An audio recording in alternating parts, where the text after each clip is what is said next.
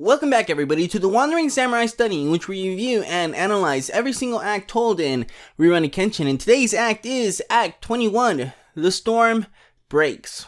This was a really good chapter. This was a lot of fun to read. There was a lot of action for people who like action. There was a lot of comedic beats for people who like comedic beats. And then there was some drama. Some drama leading to a possible homicide and suicide. I think that's what homicide means.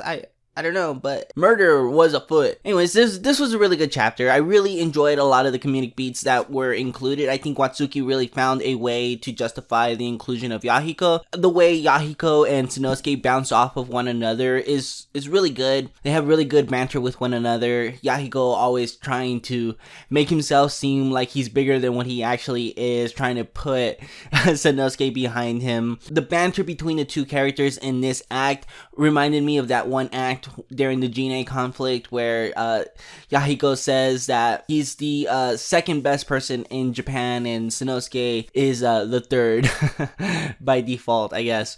You know, something similar like that. And Sanosuke grabbing Yahiko and throwing him against the crowd of people was really warranted, I guess, you know, as a way to put the kid's money where his mouth is type of thing. I don't know if that's the right saying, but hey, we'll get a little bit more into it after the chapter summary review. Kenshin, Sanosuke, and Yahiko storm the outside of Kanryu's mansion, taking down any of the guards that come between them. Kenshin and Sanosuke do a lot of the heavy lifting, but even Yahiko finds a way to contribute to the invasion through a surprise throw from Sanosuke and his pickpocketing skills. Inside the mansion, Megumi is face to face with Kanryu, unleashing a hidden knife at Kanryu, proposing their link to death. After she kills him, Megumi plans to kill herself as well. A frightened Kanryu quivers at Megumi when her knife is suddenly snatched by Aoshi. Kanryu calls for the guards to come in, and when no one arrives, he realizes that they're all busy with Kenshin's invasion outside of the mansion. Kanryu is unable to figure out why a man of Batosai's caliber cares so much about one woman. Aoshi reveals why and claims Batosai as the Oniwaban's prey. As I said though, I really think that Watsuki found a way to justify including Yahiko into the story.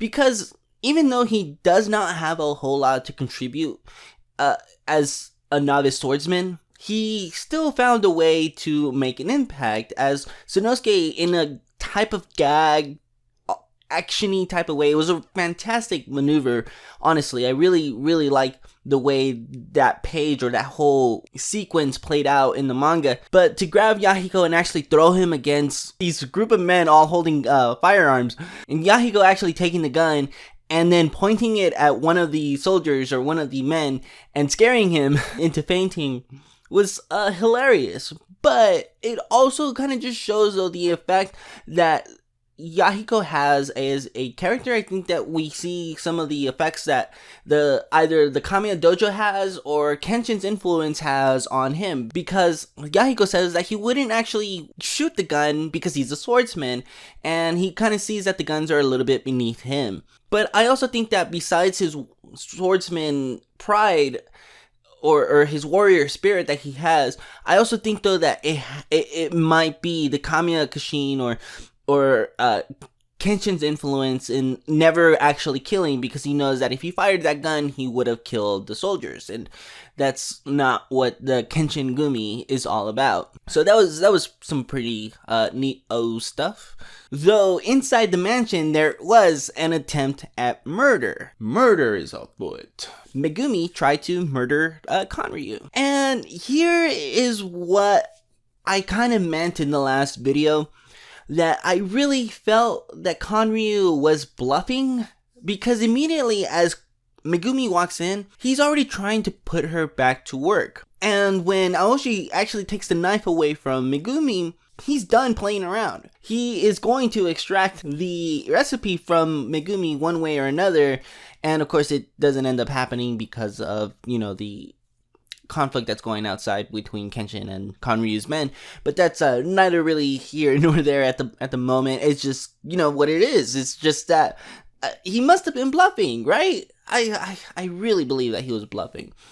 So let me know what you guys think down below. But Megumi actually trying to kill Kanryu, it just really shows though the situation that she's in. I think that as far as all of the characters that have been introduced thus far into the story, I think that Megumi's is probably the most tragic. I think that Sanosuke kind of follows a little bit closely behind, as Sanosuke seeing the head of the man he looks up to sitting on a pedestal or the table or something. That's pretty traumatizing as it is, but Megumi is kind of living in a waking nightmare. This demon or these people are chasing her to the ends of the earth. She finds a group of people that are willing to take her in, somebody who can actually protect her, and they still find a way to keep gnawing at her.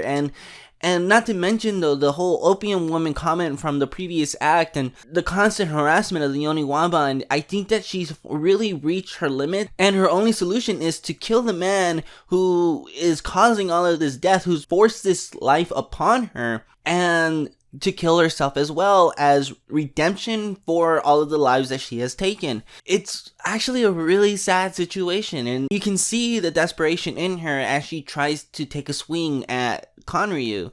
And Kanryu is such a small man. Seeing him quiver at Megumi before him, and then seeing his transformation as Aoshi takes the knife away from him, and the tables turn on Megumi, like, goodness, he sucks. And it really just shows, though, how small of a person Kanryu is, as he is frightened at the news when nobody actually comes in to try and take Megumi away to torture her because they're all busy outside. The fear that he regains again, as he cannot fathom the idea of why a person such as Batosai is going after this woman or trying to chase this woman to protect her and to save her from his clutches. Why someone such as Kenshin, why is someone so not like him? It really just challenges his worldview, because these two people are so fundamentally different, and Aoshi doesn't even mince words when he tells him, and he's like, no, this man over here is nothing like you. You would never understand what type of person he is, because to a capitalist such as you, Kanryu, you only think in terms of money. This man over here is not easily swayed by greed. Otherwise, he would be doing the job of a high official ranking like all of the other men who were part of the Inshinshishi.